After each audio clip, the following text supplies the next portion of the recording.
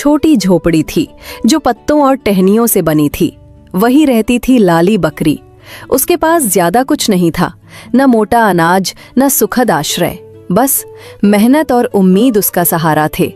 उसके साथ ही रहता था उसका दोस्त भोलू गधा, जो लकड़ी ढोकर और घास चरकर दिन बिताता था। बरसात की पहली फुहारें गिरी और झोपड़ी के छप्पर से पानी टपकने लगा। अरे भोलू, देख तो सही, ये छप्पर कितना टपक रहा है। पूरी रात सोना मुश्किल हो जाएगा।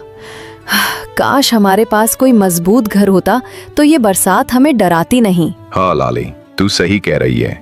मैं तो सोच रहा हूँ कि जंगल के और जानवर कितने खुश होंगे। शेर अपनी गुफा में आराम से होगा, हाथी बड़े पेड़ के नीचे, लेकिन हम गरीब जानवर कहाँ जाएं? बारिश तेज होती गई। पानी की बूंदें झोपड़ी में टपक टपक कर छोटे तालाब बना रही थीं। दोनों ने खुद को एक कोने में समेट लिया। लाली और भोलू का जीवन कठिन था, मगर दोनों के दिलों में दोस्ती और साहस था। वे हर मुश्किल में एक दूसरे का सहारा बनते। सुबह हुई। सूरज बादलों के पीछे से झांकने की कोशिश कर रहा था। बारिश रुक तो गई थी, लेकिन हर जगह पानी भर गया था। लाली और भोलू खाने की तलाश में जंगल की ओर निकल पड़े। भोलू, आज कुछ घास ढूंढना मुश्किल होगा। पूरा जंगल गीला है, लेकिन हमें कोशिश करनी होगी, वरना भूख से कैसे जिएंगे। चल लाली, मैं तेरे साथ हूँ। चाहे कितनी भी मुश्किल हो, हम दोनों मिलकर सामना करेंगे। दोनों चलते चलते एक खुले मैदान में पहुंचे। वहां कई जानवर जमा थे, चिड़ियां, खरगोश, हिरन। सबके चेहरे पर खुशी थी, क्योंकि बरसात ने जंगल को हरा भरा कर दिया था। लेकिन लाली और भोलू की खुशी अधूरी थी, क्योंकि उनके पास छत नहीं थी और पेट भरा नहीं था। अचानक पास से एक चालाक लोमड़ी आई। उसकी आंखों में चमक थी। अरे अरे, ये कौन दुखी चेहरे लेकर घूम रहे हैं? लाली और भोलू, क्या बात है? पूरी बारिश का मजा सब ले रहे हैं और तुम ऐसे क्यों हो? लोमड़ी बहन, क्या बताऊं, हमारे पास रहने के लिए मजबूत जगह नहीं है। पूरी रात पानी टपकता रहा और अब खाने के लिए घास तक नहीं मिल रही। हम सोच रहे हैं कि कहीं कोई उपाय मिल जाए, कोई जगह जहां हम सुरक्षित रह सकें। लोमड़ी चालाकी से मुस्कुराई। उपाय तो है मेरे पास, लेकिन उसके लिए मेहनत करनी होगी।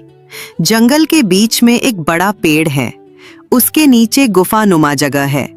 अगर तुम वहां जाकर साफ सफाई कर लो तो बारिश से बच सकते हो। लोमड़ी का सुझाव सुनकर लाली और भोलू खुश तो हुए, लेकिन उन्हें लगा कि लोमड़ी की नीयत पूरी साफ नहीं है। भोलू, मुझे लगता है ये लोमड़ी कोई चाल तो नहीं चल रही, पर फिलहाल तो हमारे पास और कोई रास्ता भी नहीं। तू सही कहती है लाली, लेकिन कभी कभी मुश्किल वक्त में जोखिम लेना पड़ता है।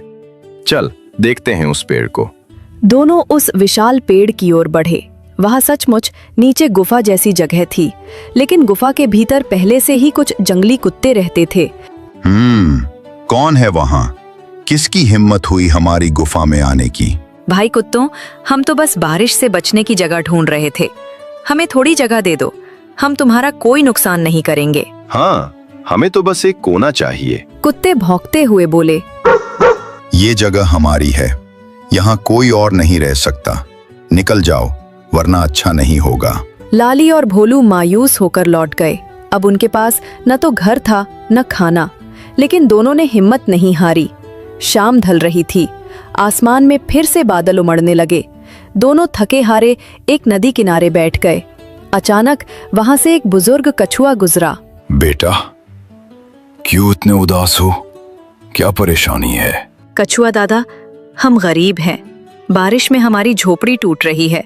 पेट में खाने को कुछ नहीं और कोई भी हमें जगह नहीं देता।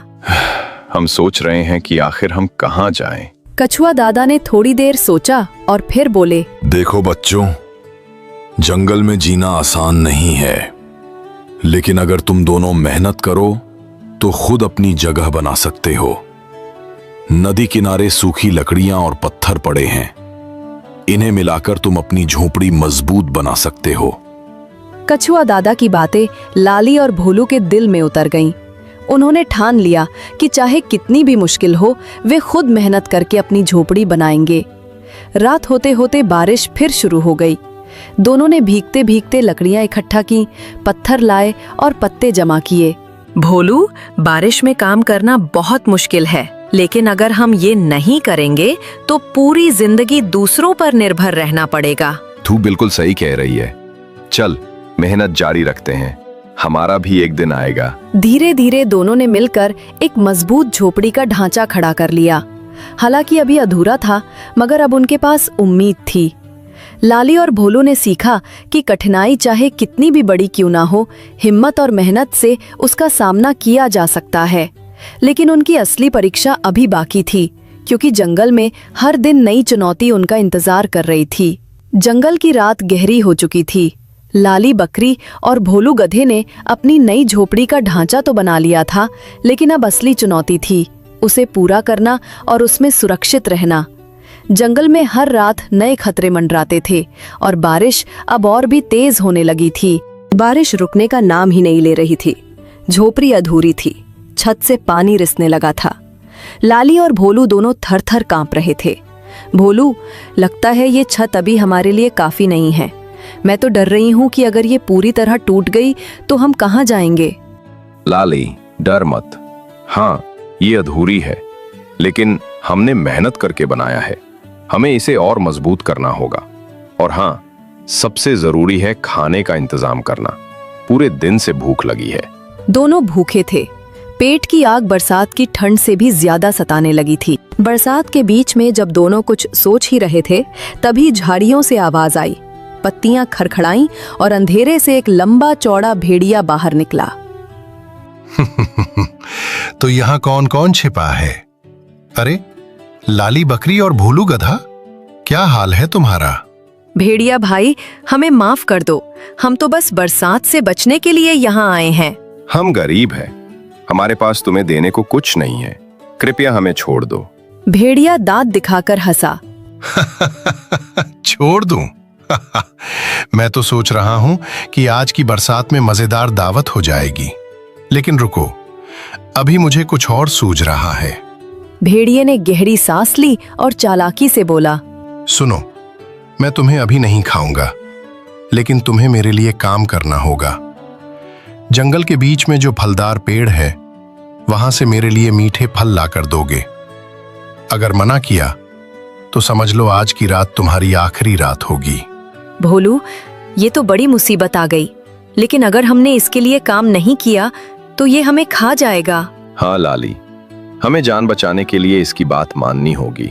बरसात में भीगते हुए दोनों उस पेड़ की ओर निकले। रास्ता कीचड़ से भरा था, बिजली चमक रही थी और डरावनी आवाजें गूंज रही थीं। भोलू, मुझे बहुत डर लग रहा है। ये जंगल की अंधेरी रात किसी भी शिकारी को हमारी ओर खींच सकती है। डर मत, मैं तेरे साथ हूँ। जब तक मैं हूँ, कोई तुझे नुकसान नहीं पहुँचा सकता। काफी संघर्ष के बाद दोनों ने पेड़ से फल तोड़कर टोकरी में भरे और भेड़िए के पास लौट आए। भेड़िया फलों को देखकर खुश हुआ, लेकिन उसकी भूख कम नहीं हुई। वाह, मीठे फल भी लाए और खुद भी थके हुए हो। लेकिन मुझे लगता है सिर्फ फलों से पेट नहीं भरेगा। क्यों ना थोड़ा मांस भी चख लूं? लाली और भोलू कांप गए। तभी अचानक दूर से कछुआ दादा आ पहुंचे। भेड़िया, शर्म करो। बारिश में ये बेचारे भूखे प्यासे मेहनत कर रहे हैं और तुम इनकी जान लेना चाहते हो। जंगल में हर कोई अपना घर बना सकता है, लेकिन डर फैलाकर कोई नेता नहीं बनता। भेड़िया कछुआ दादा से डरता था, क्योंकि कछुआ दादा जंगल के बुजुर्ग और बुद्धिमान माने जाते थे। वो गुस्से में गुर्राया और अंधेरे में गायब हो गया। भेड़िए के जाते ही लाली और भोलू ने राहत की सांस ली। कछुआ दादा, आपने आज हमारी जान बचाई। अगर आप ना आते तो हम खत्म हो जाते। सही कहा, आप हमारी ढाल बन गए। हम आपके बहुत आभारी हैं। बच्चों, याद रखो, मुश्किलें हमेशा आएंगी, लेकिन अगर तुम हिम्मत और दोस्ती से उनका सामना करोगे तो कोई भी तुम्हें हरा नहीं सकता। सुबह हुई। सूरज बादलों के बीच से झांक रहा था। झोपड़ी अधूरी थी, लेकिन उम्मीद की रोशनी उनके चेहरे पर थी। भोलू, अब हमें अपनी झोपड़ी पूरी करनी ही होगी। हर बार दूसरों के भरोसे नहीं रह सकते। हाँ, अब हम मेहनत करेंगे और इसे इतना मजबूत बनाएंगे कि ना बारिश का डर हो और ना भेड़िए का। दोनों ने दिन रात मेहनत की। पत्थरों से दीवार मजबूत की, लकड़ियों से छत बनाई और पत्तों से उसे ढका। उनकी मेहनत देखकर जंगल के दूसरे छोटे जानवर भी मदद करने लगे। लाली दीदी, मैं पत्ते ला दूंगा। मैं ऊपर से देखूंगा कि कहाँ से लकड़ी आसानी से मिल सकती है। मैं सूखे फल जमा कर दूंगी ताकि तुम्हें भूख न लगे। धीरे धीरे उनकी झोपड़ी बन गई। ये अब पहले से कहीं ज्यादा मजबूत थी। लाली और भोलू की मेहनत रंग लाई थी, लेकिन ये सिर्फ शुरुआत थी। असली परीक्षा तो अभी बाकी थी, क्योंकि जंगल में लालची और चालाक जानवरों की कमी नहीं थी। रात को जब दोनों अपनी नई झोपड़ी में सो रहे थे, अचानक बाहर से अजीब सी आवाज आई। भोलू, ये कैसी आवाज है? जैसे कोई दरवाजा खटखटा रहा हो। हाँ लाली, ये तो मुझे भी सुनाई दे रही है। कौन हो सकता है इस घने जंगल में आधी रात को? झोपड़ी का दरवाजा हिला और बाहर से एक भारी आवाज आई। अरे, दरवाजा खोलो, मैं दोस्त हूँ। तुम दोनों को एक राज बताने आया हूँ। जंगल की ठंडी और स्याह रात। झोपड़ी के बाहर रहस्यमयी आवाज गूंज रही थी। दरवाजा खोलो, मैं दोस्त हूँ। लाली बकरी और भोलू गधा कांप रहे थे। झोपड़ी भले ही मजबूत हो गई थी, लेकिन उनका डर अब भी जीवित था। असली रहस्य और परीक्षा अब शुरू होने वाली थी। दरवाजा हिल रहा था। लाली और भोलू चुपचाप बैठे रहे। भोलू, कहीं ये भेड़िया तो नहीं? वो हमें फंसाने के लिए दोस्त बनकर आया हो। संभल कर लाली, हो सकता है कोई और भी हो, लेकिन हम दरवाजा बिना देखे नहीं खोलेंगे। भोलू ने दरवाजे की छोटी सी दरार से झांका। बाहर एक अजनबी कौवा बैठा था, काला, चमकदार और उसकी आंखों में तेज। डर मत हो, मैं कोई दुश्मन नहीं हूं। मेरा नाम है काला कौवा। मैं तुम्हें खतरे की खबर देने आया हूं। लाली और भोलू ने दरवाजा थोड़ा खोला। कौवा अंदर आया और फड़फड़ाते पंखों से पानी झाड़ने लगा। काला कौवा, खतरे की खबर? कैसी खबर? भेड़िया अकेला नहीं था। उसने जंगल के और शिकारी जानवरों से हाथ मिला लिया है, जंगली कुत्तों और लकड़बग्घों से। वे सब मिलकर कल रात तुम्हारी झोपड़ी पर हमला करने वाले हैं। क्या? तो हमारी मेहनत बेकार हो जाएगी? हम फिर बेघर हो जाएंगे? अगर तुम चाहो तो मैं तुम्हें रास्ता दिखा सकता हूं, लेकिन सिर्फ डरने से कुछ नहीं होगा। तुम्हें हिम्मत करनी होगी और जंगल के अच्छे जानवरों से मदद मांगनी होगी। अगले दिन लाली और भोलू ने तय किया कि वे अकेले नहीं लड़ सकते। वे जंगल के सभी छोटे बड़े जानवरों को बुलाएंगे और उनसे सहयोग मांगेंगे। जंगल के बीच में एक बड़ी चट्टान पर सभा हुई। वहां खरगोश, गिलहरी, तोता, हिरन, मोर और यहाँ तक कि हाथी भी आ पहुंचा। दोस्तों, कल रात भेड़िया और उसके साथी हमारी झोपड़ी पर हमला करने वाले हैं, लेकिन ये सिर्फ हमारी लड़ाई नहीं है। अगर आज हम हार गए तो कल वे किसी और का घर तोड़ेंगे। हमने मेहनत करके झोपड़ी बनाई है, अब हमें मिलकर इसको बचाना होगा। हाथी ने गहरी आवाज में कहा। भोलू और लाली सही कह रहे हैं। जंगल तभी सुरक्षित है जब हम सब मिलकर रहें। मैं अपनी ताकत से मदद करूंगा। तोता ऊंची डाल से बोला, मैं आसमान से नजर रखूंगा। जैसे ही दुश्मन पास आएगा, मैं सबको चेतावनी दूंगा। खरगोश और गिलहरी भी बोले, हम झाड़ियों में छिपकर निगरानी करेंगे और हम सूखे फल इकट्ठा करेंगे ताकि सभी के पास ताकत बनी रहे। पूरा दिन सभी जानवरों ने मिलकर तैयारी की। हाथी ने भारी लकड़ियों को झोपड़ी के चारों ओर जमा कर दिया। बंदरों ने ऊंचाई से सूखी बेलें खींचकर छत को और मजबूत किया। लाली, देखना, आज पहली बार लगता है कि हम अकेले नहीं हैं। पूरा जंगल हमारे साथ है। हाँ भोलू, यही तो असली परिवार है, सच्चे दोस्त। रात ढली, बादल गरजने लगे, बिजली चमक रही थी। तभी झाड़ियों से आवाज आई। गुर्राहट और भौंकने की गूंज पूरे जंगल में फैल गई। भेड़िया अपने साथ जंगली कुत्ते और लकड़बग्घे लेकर आया था। निकालो लाली और भोलू को, आज इनकी झोपड़ी को राख कर देंगे। तोता आसमान से चिल्लाया, सावधान, दुश्मन आ गया है। भोलू और लाली झोपड़ी के अंदर खड़े रहे। हाथी ने जोरदार चिंगाड़ मारी और अपने पैरों से रास्ता रोक दिया। खरगोश और गिलहरी ने झाड़ियों से आवाजें की ताकि दुश्मनों को लगे कि चारों ओर जानवर तैनात हैं।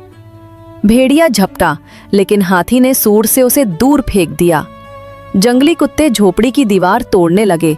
तभी बंदरों ने ऊपर से बेले फेंक कर उन्हें उलझा दिया। भोलू, अब वक्त आ गया है कि हम भी डटकर खड़े हों। हाँ लाली, आज हम साबित करेंगे कि गरीब होकर भी कमजोर नहीं है। भोलू ने जोरदार लात मारी, जिससे एक लकड़बग्घा पीछे जा गिरा। लाली ने अपने तेज सींगों से एक कुत्ते को दूर खदेड़ दिया। लड़ाई लंबी चली। अंत में भेड़िए को एहसास हुआ कि वो हार रहा है। ये कैसे हो सकता है? एक बकरी और गधा हमें हरा रहे हैं। काला कौवा ऊपर से चिल्लाया। क्योंकि ये अकेले नहीं हैं, पूरे जंगल की दोस्ती इनके साथ है। हारकर भेड़िया और उसके साथी भाग गए। जंगल में शांति लौट आई। सभी जानवरों ने खुशी मनाई। मोर ने पंख फैलाकर नृत्य किया, तोता गाने लगा और हाथी ने जोर से चिंगार मारी। भोलू, हमने कर दिखाया। अब हमारी झोपड़ी सिर्फ हमारा घर नहीं, बल्कि पूरे जंगल की एकता का प्रतीक है। हाँ लाली, आज हमने सीखा कि गरीबी कोई कमजोरी नहीं, असली ताकत दोस्ती, मेहनत और साहस में है। कछुआ दादा धीरे धीरे चलते हुए आए और बोले, बच्चों, तुमने बहुत बड़ा काम किया है। तुमने न केवल अपनी झोपड़ी बचाई, बल्कि पूरे जंगल को एकता का सबक दिया। याद रखो, मुश्किलें चाहे कितनी भी आए, अगर दिल में साहस और साथ में दोस्त हों, तो जीत पक्की है। उस दिन से लाली बकरी और भोलू गधा जंगल के सम्मानित निवासी बन गए। उनकी झोपड़ी सबके लिए आश्रय का घर बन गई। बारिश अब उनके लिए डर नहीं, बल्कि उत्सव बन गई। उनकी कहानी जंगल में हर किसी को प्रेरित करती रही कि मेहनत, दोस्ती और साहस से सबसे कठिन बारिश भी आसान हो जाती है।